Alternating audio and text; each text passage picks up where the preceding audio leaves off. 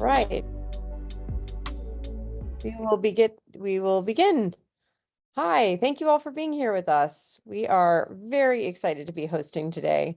My name is Emily Badix, and I am the interim director at the Longmore Institute on Disability at San Francisco State University. We are extremely happy to be partnering with two organizations to host this year's Longmore Lecture, and that's the Hamer Institute for Human Rights and Disability Visibility with Alice Wong. We want to give thanks to the Ford Foundation for making today possible. And I'll just say a brief word about what the Longmore Lecture typically is. This is our annual event for remembering our namesake, Paul Longmore, who was just such an incredible leader at wearing both hats as a scholar activist.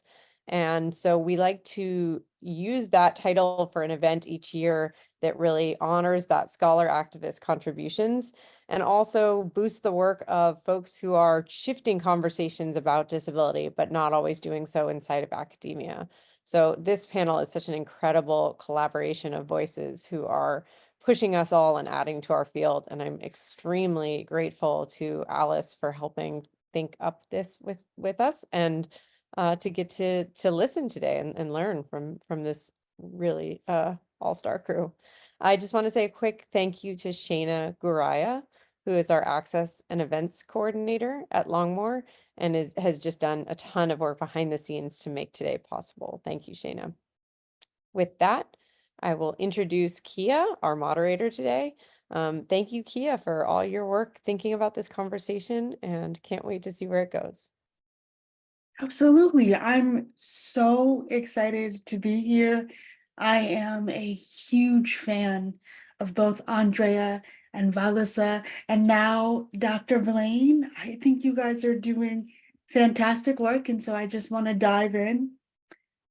For my first question, I want to ask both you, Andraéa, and Vilissa, what drew you to the project? Andraéa, we'll start with you.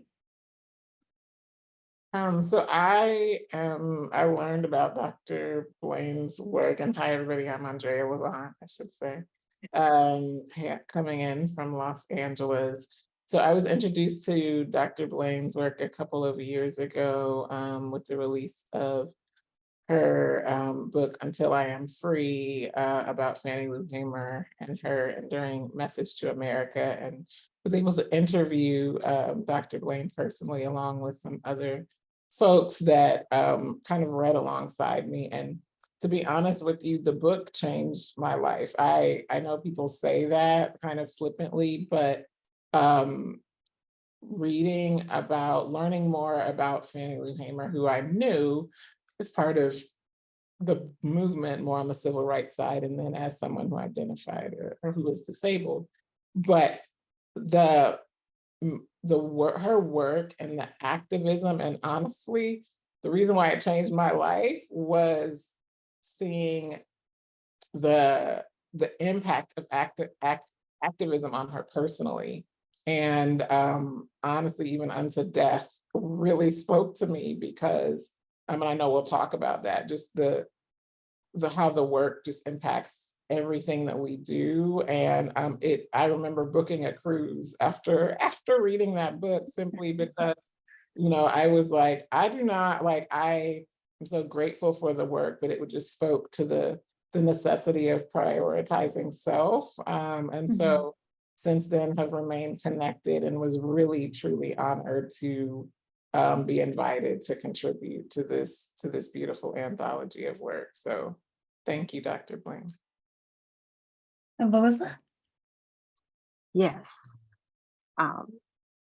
Dr. Blain, I've known Dr. Blain for several years now.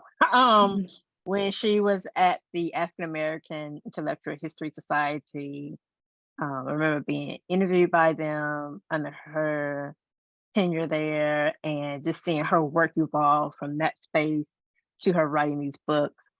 So it's been almost a decade now since I've been aware of Dr. Blain's work, and doesn't feel that long, but it's been incredible to see her evolution in what she is doing and how she has always been intentional bringing disability forward.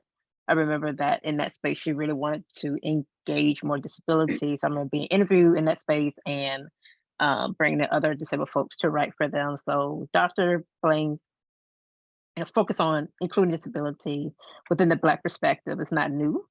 And I think that her books in covering Fannie Lou Hamer and being very intentional to cover Fannie Lou's disability and also bringing me and Andraéa in for this project, this really shows the steadfast nature of her ensuring that all Black people are represented in the work that she's doing in some way, shape, or form. And that is a huge, huge model for her academic peers need to be paying attention to. So, very appreciative of Dr. Blain for always seeking disabled voices, in her work. So when I got the email from her about being a part of this project, part of this book, I was just so elated, and just so honored that she would extend the invite and be so inclusive. And I was very excited to learn that she had Andraéa part of this as well. So I just think that Dr. Blain is a great model of what she's doing in telling the stories of Black disabled women and giving Black disabled women and other Black women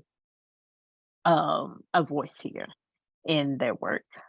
It was important for me to contribute to this project because of the election cycle, and I wanted to be a part of something that can be referenced for years down the line to see if there was any changes made, and if so, what they were, or if they weren't made, then what direction did we go into? So I feel like this is going to be one of those evergreen books that we go back to really see how we rounded out this particular decade and a decade ahead. And Dr. Blain, what drew you to create the project? Thank you. Well, first, I just want to reiterate my thanks to everyone for making this possible, and thank you to Vilissa and also thank you to Andraéa for the kind words.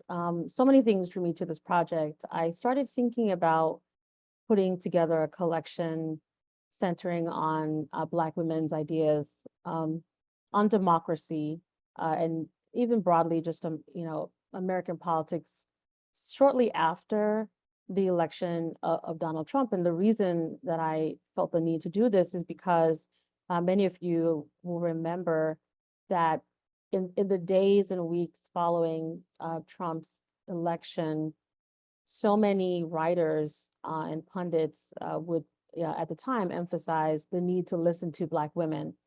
And they were saying that because if you took a look at how Black women voted, it became very clear that Black women, for the most part, of course, I'm recognizing that we're not a homogenous group, but what I'm saying is if you look at how Black women voted in that election, when people started complaining about Trump, which of course, Black women had already seen where we were headed.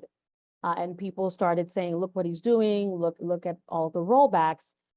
Then writers said, well, we should have listened to Black women, because if we had listened to them, we would have realized they were not falling in line with him. They were voting significantly against his election, and they were calling him out for so many things, including his disrespect of Black women. And so I thought it was important to really pull together a collection because as much as I appreciate the phrase, listen to Black women, I'm always thinking about concrete terms. How do we take this idea and make it real? And for me, it was about putting together a volume that would bring Black women together. And let me specify progressive Black women. And that was intentional. And I understand that some of these terms can be I wouldn't say problematic, but we can certainly question these terms. I know some people don't like to refer, don't like the term progressive. Some people prefer other terms. I get all of that. But my point is that I wanted to bring together people who are looking forward, people who are thinking about inclusion, people who are interested in the kind of nation in which every single one of us have a part to play. Those kinds of visionaries, those kinds of thinkers. I wanted to bring them together in a volume. So it was several years. At the time, I had a lot going on. I was working on other projects. I knew that I would I needed to finish the book on Fannie Lou Hamer. I also ended up working with Ibram Kendi on 400 Souls. So I had a lot of writing projects. And so it was one of those ideas in the back of my mind to come back to. And of course, once I finished the biography on Hamer, I knew it was the right moment, specifically when I came across a speech she gave in 1968 about democracy, in which she is saying that Americans need to wake up to make democracy a reality. I started reflecting on that and thinking, oh, this is it. This is the key. This is the window. This is the moment to reach out to people I admired, quite frankly, who I wanted to learn from. I think that's the great part about editing these projects. You enter with a sense that you have a lot of knowledge and you want to use that knowledge to bring people together. But in truth, it's amazing to read these essays and just sit back, I think, just blown away by the brilliance captured in every single essay. So lots of motivations there, but I'm thrilled that this volume came together, and I'm so thankful to Vilissa and Andraéa for contributing. Yeah. Andraéa, so I'll start with the specific questions on your essays with you. In your essay titled On Disability and the American Dream, you open your work with, as a teenager, I had no activity that I loathed more than riding the city bus. And what struck me the most about your essay was the universality. I've never lived in a city big enough to take a bus, but I was struck by that familiar feeling of heart-pounding anxiety that comes with being a physically disabled person, especially in public. So why was it important for you to weave that story throughout this conversation about the fate and the future of democracy? Well, I started with the bus because, interestingly, I kind of went back to when, to my mid-20s, when I first learned about the disability rights movement. So, I grew up, as I talk about, basically with no concept really of disability identity, and the embracing of it in particular. And so for me, as much as I knew about my ancestors, fighting to sit at the front of the bus, that wasn't enough to kind of overcome the shame, if you will, of being a physically disabled person, entering the front of the bus, right? And so when I started kind of in the work and was introduced to the disability rights movement, one of the first things that I remember reading about in my learnings was, the passage of the ADA and the fights that went into ensuring that buses were accessible, or public transportation in general. And I felt so bad. Like I was like, oh my goodness, people fought the same way that my ancestors, my Black ancestors fought. I had disabled ancestors that fought for this, for me, to have the right to take the bus. And so it was actually my first point of, disability pride, realizing that, wow, I am here and, part of a community and part of a culture. And so I started there because, in as much as that was a starting point for me, in this work, what I realized along the way was that there was more nuance there, right? And that people with intersectional lived experiences like myself, often still don't get to take up space in the ways that we deserve to.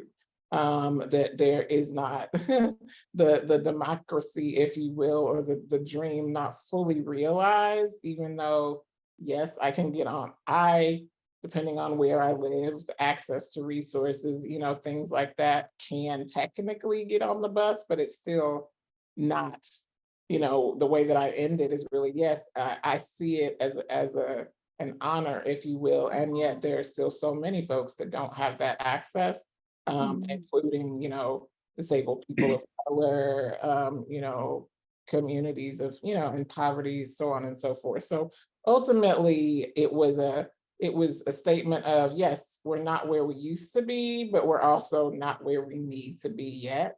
And kind of wanted to illustrate that through a storytelling lens. Oh, beautifully said. I often have to stop myself from like adding on to it. I'm like, I'm a moderator, relax. So my next question is this. In 1964, Malcolm X said, the most disrespected person in America is the Black woman. So, how do you find the willingness to root for and strength to prosper in a country that not always gives us as Black women the tools or opportunity to thrive?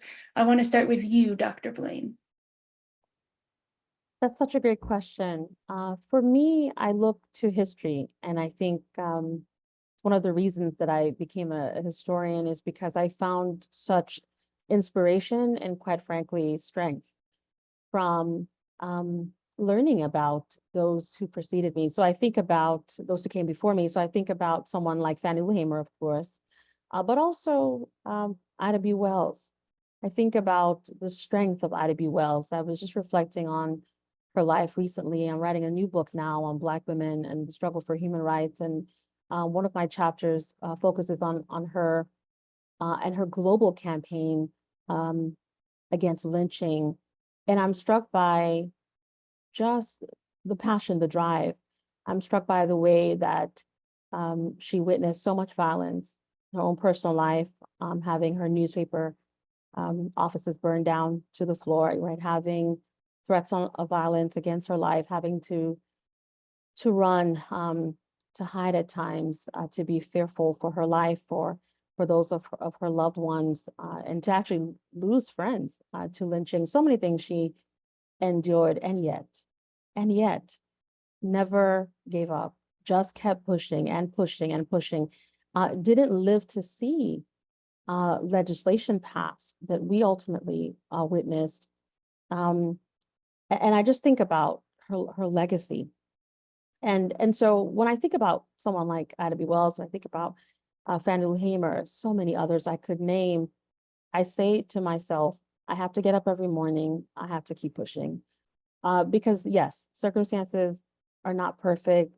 Things are very difficult, very tense, quite frankly, frustrating in this particular political climate.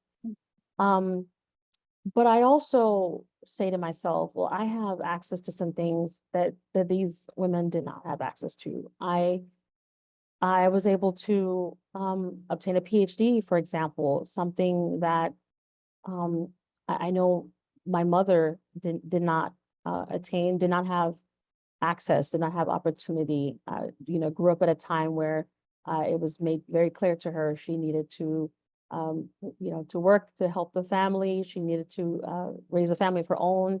The idea of going to school for that long, right? They're just little, it seems small, but it's a big thing to have accomplished that. And as just one example, so what excuse then do I have?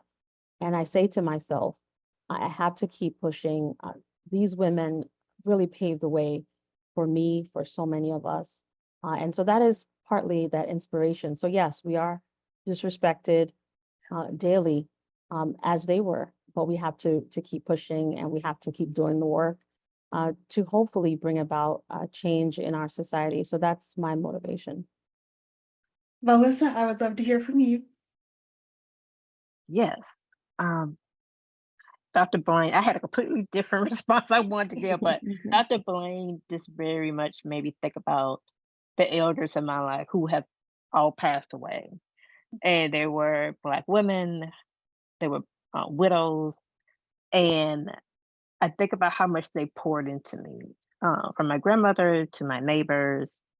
And these women grew up in the rural South. My grandmother would tell me stories about her walking to school, and sometimes the white kids on their buses would yell out the window and spit at them. And just seeing and hearing those stories let me know, similar to what Dr. Blain was saying, how privileged I am to live in this time as a Black disabled woman. My grandmother always made sure to value my education, because she would tell me, children like you didn't go to school. And children like me, meaning like physically disabled children in this area, did not go to school. at her age during her time. And so my grandmother very much valued my education, made sure that I had what I need. That I went to school right when the ADA was passed. And my grandmother was not very versed on disability history and things like that, but she understood why it was important to make sure that I had what I needed as a Black kid in a wheelchair going to public school in the 1990s and the 2000s, and her knowing that she had to be my advocate to make sure that I received what I wanted. So Black women have always shown me the strength of who we are, how we persevered through, unbelievable times. Like I could not have imagined living under Jim Crow, being born during the Great Depression, like my grandmother and the elders of my time. But I saw how they were very intentional about talking about those eras to make sure that we understood the realities, and also talked about the joy as well. That even in hard periods of time, hard periods of history, there is still joy from seeing family members that would come down from up north to the south, and just hearing all those tales. Black women, we carry the stories of our families, of our generations, of our people. And so for me, Black women represent the storytellers. And in that, I see a part of my job and what I do is telling the stories of the people who deserve to be heard and whose names deserve to be known, and the realities of what we as a people go through. So when I think of Black women, I think about my grandmother and my Black elders who represented such a resilience that I try to emulate in my own way in respecting their legacy that they left behind. Yeah. Andraéa, do you have anything to add? The only thing, just as not to repeat what they said, is sometimes the feeling really is that we don't have a choice. It's almost, if we don't root for us, then who will, So that's another angle, not to obviously recognizing and appreciating and deeply in gratitude of the space and the place and the time that we're in. But also it really is that if the Black woman, Black disabled woman, Black all of, us don't root for ourselves, who else is going to be doing that? So we have to. Yeah, we all we got. Exactly. All right, so my next question is for Vilissa. In your essay titled On Race and Disability, you say, the discrimination, harm, and abuse that we have experienced over centuries are interwoven into the very fabric of this nation. Why do you believe that some people in positions of power have selective memories about this fact? And what do you think should be done to atone for the harm and the abuse done to us? Yes. With my essay, I gave more of a historical view of the Black and disabled experience because I know that for many people, this would be their first time reading that account. And I started my essay by talking about being an African American Studies minor in college and not knowing an iota of Blackness and disability in Black history, not even knowing that there was a Black disabled Panther, a part of the movement, and things like that. So that erasure, even though it was unintentional, based on the people in my program, that erasure definitely had an impact because I did not get to see myself fully in these Black narratives when we talked about from enslavement to present day. And that is really important for Black disabled people and Black people in general. And I'm going to harp on this for a second to really have a more well-rounded view as to who was there, a part of the history in which we have survived these centuries of abuse and harm, these unimaginable evils that has been thrusted upon us because of who we are.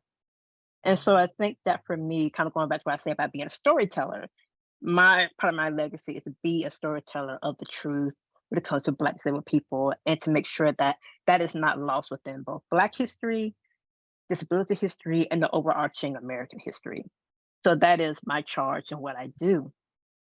And in that, it has empowered me to recognize the names and the stories and to not feel like Black disabled people haven't done anything. We have done so much, so much. And we have such a rich history. And I don't want the generations coming behind me, like Gen Z, Gen Alpha, and those yet to be born, to not know that, to not get a sense of pride. And to bring it back to your question, it's so important for the truth to be told, because people do have selective memory on purpose. To tell the truth is to speak out against the lie we're told to keep us tethered to this democracy. When we feel like we don't have a place in this society, that we feel like we don't have value. And that's not true. When you read the story, the accounts of disabled, enslaved people, you understood the value that they had under a very dehumanizing system. Even when their enslavers did not value them. So we have always had value as a people. And so to speak out about that makes people be more serious about the actual history and the reality. And it reduces their ability to feign ignorance or helplessness. When it comes to, well, what do I do? There's so much that we can do. Everybody has a responsibility, particularly now, to really take accountability on both what has happened in the past and also what's happening currently and the future that is being shaped in the right now. And I want people to understand that we all play a role, from Black disabled people being empowered, knowing our history, finding community amongst each other, to non-Black disabled people to understand how white supremacy, anti-Blackness, misogyny, and so forth impacts Black disabled people's ability to really find community and find a safe space here, to the larger community of Black people, non-Black people, the larger society, to understand that ableism is as very much America as American Pie, and to understand how ableism impacts our quality of life and the opportunities and experiences that disabled people have in general and Black disabled people have specifically, and what is their role into reducing and then the real goal of eliminating ableism in this country and throughout the globe. Woo, that was a word, okay? So I want to combine two of the questions that I have here. And this is for everybody. The first part of my question is, as a firm believer who believes in the fact that we cannot get to where we are alone, no matter what we do, I think community is such an important aspect of who we are as creatives and who we are as people. And so I want to ask you, who holds you all up and who keeps you fighting for this work? And then the second part of that question is, what makes you hopeful for the future and the world? I'm going to start with Andraéa. Yes, I love this question. So I think there's nothing more, this space alone, really speaks to that. There's nothing more powerful than creating community with people that share most collectively in your intersectional identities. So in my case, that's Black disabled women, that's Black women, Black disabled queer women. We get each other. We understand each other in ways that no one else does. Vilissa, Keah, and I have our own group chat that we keep going, and we keep it going to keep one another going. Yes.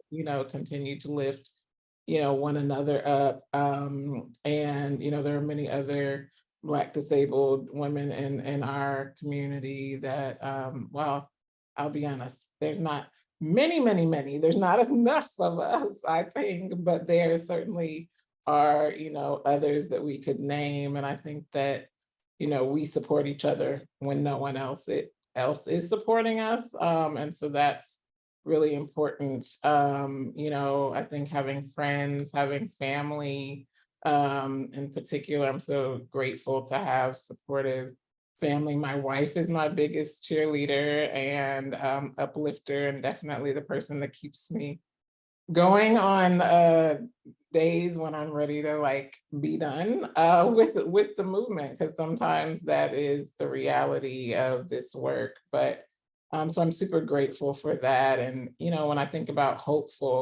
being hopeful, you know, there's even in the midst of the climate that we're in, as myself as a Black disabled queer woman running a company that employs other, you know, people of color, other people with intersectional identities, that brings me hope. You know, it means people are listening, that when we see mainstream, you know, people, you know, even glimpses of us in the media, you know, and, you know, representation, when we see, you know, when we are included in spaces, in books like these, and, you know, those are the things that keep me going, that keep us going. And so I'm grateful, truly for spaces like these that we have. Vilissa, I would love to hear from you. Yes, you know, similar to Andraéa, just finding community, like my friendship with the two of you, you know, both together and separately, you know, I deeply treasure. And, you know, community matters so much because we are truly all we got, particularly in a space, you know, talk about disability space to where there's like anti-Blackness and misogynoir, and being in a community with Black disabled women and femmes, you know, creates a sense of safety, you know, in numbers, and safety and be able to tell our truths and to be vulnerable, and to know that somebody has your back when you need it. And I know I especially saw that in the recent days for myself personally up close. And that just a reminder that we're not alone. And I think that's why we came into this space, to remember that and to live in that reality. When it comes to hope, I have to remember that we as a people, I'm talking about Black people collectively, we have survived so many things. And keeping hope is, I think, one of the anchors for us as a people. And it's something that I remember from my elders, and just reading about different ancestors, just them hoping for a better day, hoping for a day to where we are free, and just thinking about, you know, the life I'm able to live that those before me could not. Um, so I think that just hold on to hope, knowing that these are tremendous times, but we have survived even more turbulent waters, and that we will survive these too. And I think the understanding the history, being able to read back on the history and seeing the lessons learned, and also seeing sometimes the uh, how history repeats itself in many ways. Just knowing that what we're going through is not necessarily unique, but we can learn from the past to be strengthened in the present and pave a better tomorrow. And Dr. Blain, do you have anything you want to add? Yes, just to echo what has already been said, I think when it comes to doing this work, it means so much to have friends, family supporting you.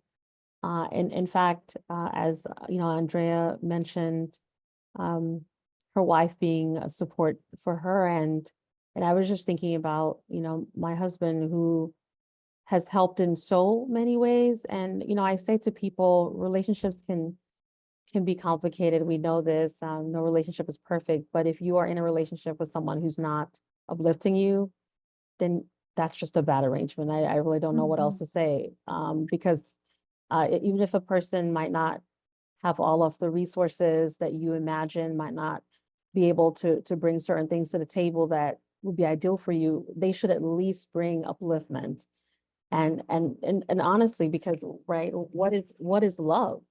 And I think part of that answer is having someone who, after a long day, can say to you, okay, you might be feeling down, but I'm here to support you, and with my support, you'll be able to keep going. I mean, that's what we need. Is just to me, that's the essence of it all. So I always tell people, I couldn't do what I do. I couldn't write these books. I couldn't be a professor, right? Like none of this. I couldn't do any of it without a supportive spouse. And so I absolutely, hope, want that for everyone, doing this work or, whatever you're doing to just have someone to be supportive at the end of the day. And, Vilissa mentioned an incident that had took place a few days ago. And I was on social media and saw some weird comments about her. And I was like, oh, I'm going to say something, and then as soon as I went to respond, I saw all of the responses and I thought, oh, okay, it's covered, it's covered. And I love that. I just thought, okay, others felt that outrage as I did. And that's amazing to me. That was just a beautiful display, a powerful display of community. That's what we have to do. We have to uplift each other, especially in these times. And so to the question of hope, I think about Mariam Kaba, who has this, she has this quote that hope is a discipline. And I think about this so much and appreciate it.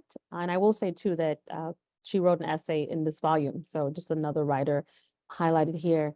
And I think that's such an important thing to remember because it reminds us that we don't always feel hopeful, right? There are days when we don't necessarily want to be hopeful, but it is a discipline. So we have to think of it that way, which means that it requires effort on our part. And I think that's key because we can't do this work if we're not hopeful. If we imagine that in the end nothing's going to change, then we wouldn't actually fight for change, right? We believe that change is possible, so that's why we're doing the work we're doing. So I hope that's helpful for those who are listening today. Absolutely. And I want to stick with you. Speaking of the many, many hats that you wear, what was it like to switch off between author and editor? And what was that process like for you? And how did you figure out what you wanted to put into a collection? And also when you wrote the foreword or the introduction, did it feel like the best of both worlds? Yeah, so this was a very fascinating experience for multiple reasons. So on a personal level, I think the writers know this, but most people don't know that I was writing, putting together this collection while I was practically preparing to give birth to my second child. So what's interesting is I was rushing everyone saying you need to meet this deadline. You really need to meet this deadline because I already knew it just because of various medical circumstances. I had a date on my calendar, like I know I was going to go to the hospital. So I said to people like, you need to turn it in. I was pushing and I knew that I had to pull it all together. And I did. It was really amazing that I turned in the final version of the manuscript about a day or two before I had to go to the hospital. And then had my baby later that week. So that was just such a special experience and just shows how, the personal and the professional all come together. But to the point of, changing hats, going from writer to editor, it was wonderful because I was, I tend to work on multiple projects at once, so which I think, most people would guess given my productivity. People say, oh, you write so much. Well, part of it is I'm doing multiple things at once. And so I was working on the edited volume at the same time that I've been writing this book, which I am hoping to finish in the next few months. The one that I mentioned on Black women and human rights. And so I was going back and forth and writing these chapters and then going to the edited volumes to to read the essays.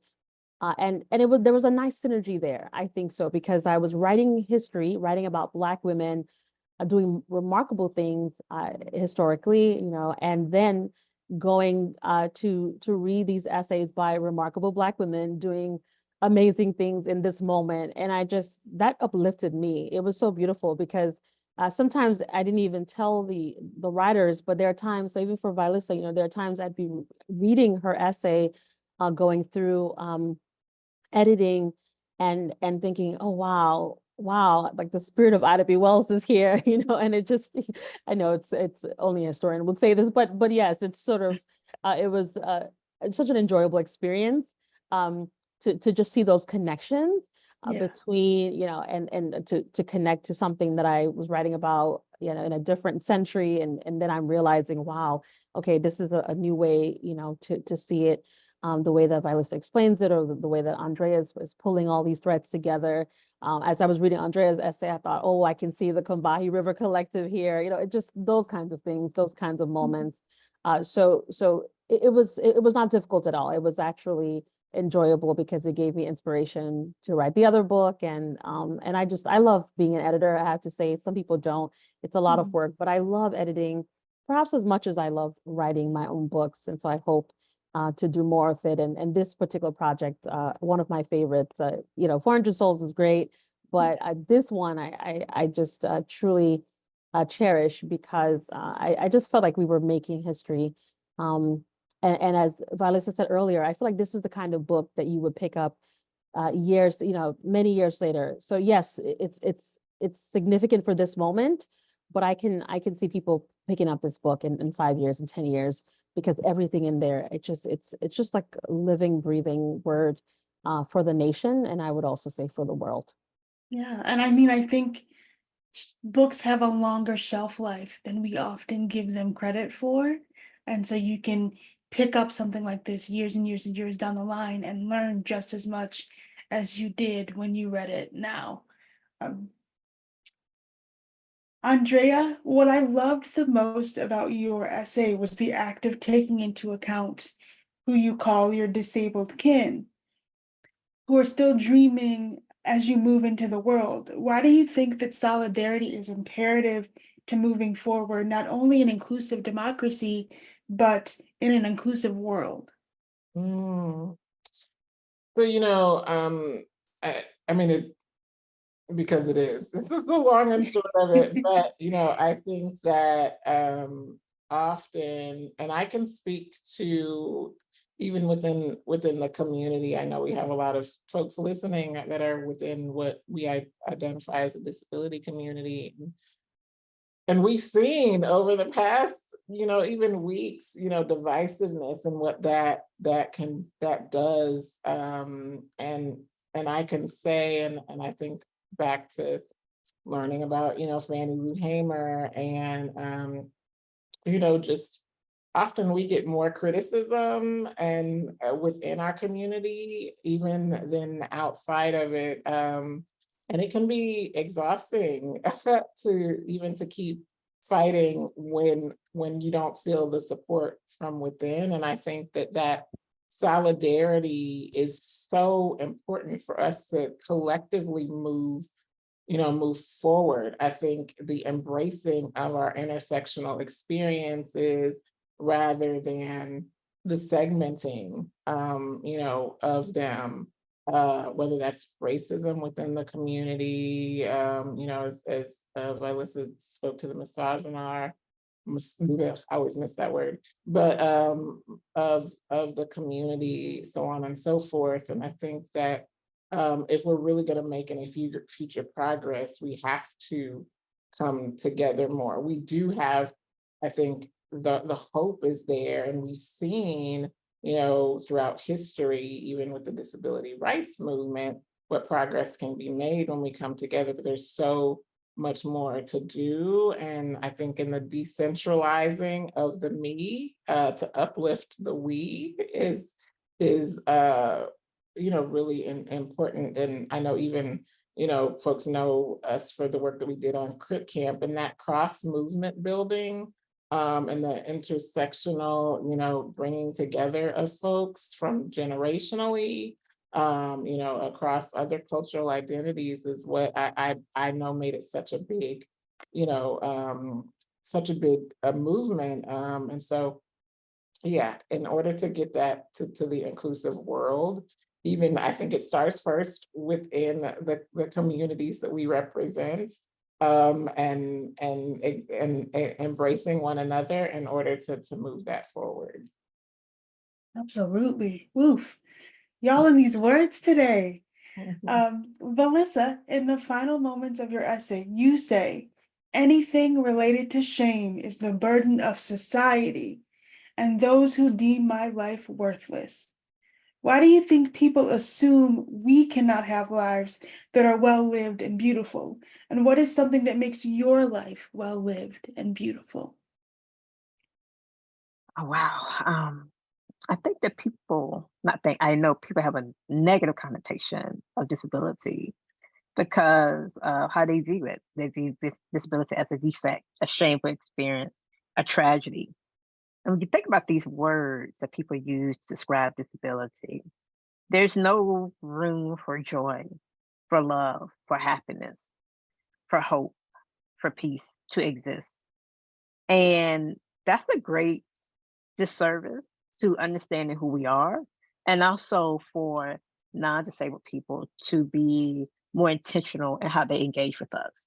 So their negative thoughts about it, does not just us harm, but also them harm too, because it doesn't allow there to be an expansiveness of their understanding of the human experience. The human experience is varied, is diverse, and disability is a part of the human experience, just as any other identity or marker that exists. So when I think of the negative connotation, it just really shows how we as a society have not progressed in the valuing of everyone and everyone's differences, and how those differences aren't to be feared or misunderstood, but to really have a sense of curiosity about what that difference is and what you can learn from people. So I think that when I said that, that was the frame of mind I was thinking about, just how that negative connotation permeates everything that we think about disability, from how our disabilities, our actual disabilities are discussed, to how we are treated socially, whether it's our families or communities.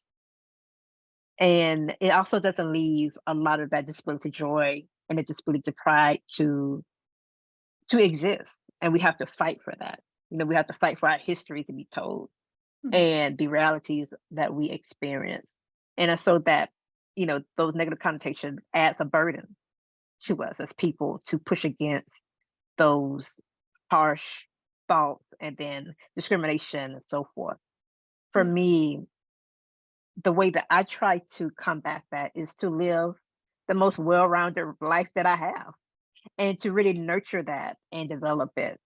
And just to proclaim that nothing about my life is tragic. To even entertain such thought would be disrespectful to the efforts and gains I have made against the triumphs that could have placed my life in a different trajectory. And for me, having that innate sunny view of things with a little sprinkle of realism, comes natural for me to see an issue and find a solution or alternative. And that gives me a sense of control of how I express myself and show up in moments where situations and people may not be rosy, and could push them to be uncomfortable in their trains of thoughts, and to really challenge that, to make them think like, maybe I'm the problem here in the way I'm looking at this thing, and maybe I need to reassess. Now we only have a few more minutes left, so this last question is going to have to be rapid fire. How do you take care of yourself and foster joy in the world that's not designed for your joy and your happiness? I want to start with you, Dr. Blain. So for me, it's really making time to rest. And I do mean making time, because if we're not careful, we'll fill up our schedules, we'll fill up our calendars, nonstop working, nonstop resting. And I just create those boundaries, whether it means knowing that at this particular time of the day, the cell phone goes off, you're not going to be able to reach me. And I'm going to spend time with my family, relax, do anything but work. I think that is important. And I hope that everyone's doing that, because we have to take care of ourselves. I turn my emails off after like 6:30. That's my cutoff. Andraéa, I'd love to hear from you. So to go from there, we actually have a manifesto, a family manifesto, and one of the biggest lines that stands out is, "We go slow, we move in flow." And so, in a world where, the rapidness, the hustle, the grind culture has been emphasized. It's the aim to combat that. And so getting away, traveling, resting. We have weekly date nights, and skincare is important, and coloring, and just things like that remain.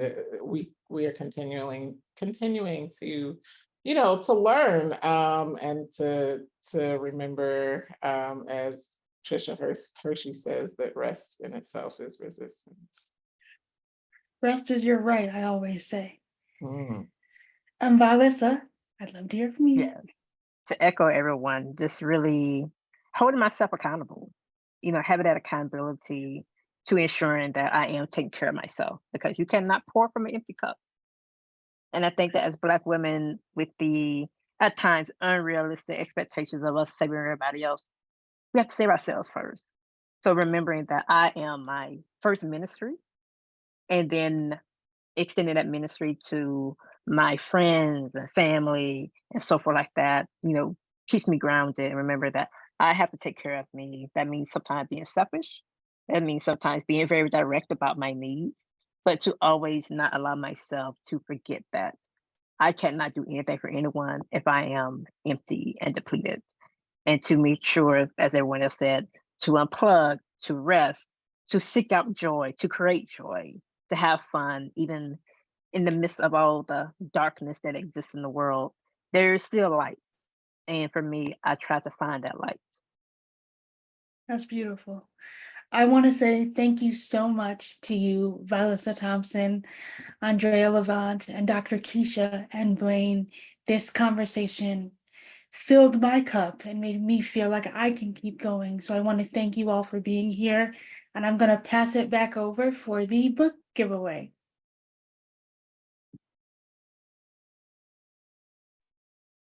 Thank you so much, Keah, for leading us through the panel. I just want to say it's been such a privilege to be able to help coordinate this event. And thank you to Keah Brown, Vilissa Thompson, Andraéa LaVant, and of course, Dr. Keisha N. Blain. And now to keep this going, we'd like to announce the winners of the book giveaway. So we have 40 copies listed on a slide right now. If the slide isn't accessible to you, we will be emailing them out right after this event. So please stay tuned for that email. And in order to, thank you, Emily, for sharing. In order to wrap up, some last words are thank you to our access team, and thank you to Emily Badix. This has been a wonderful event, and we really appreciate your time.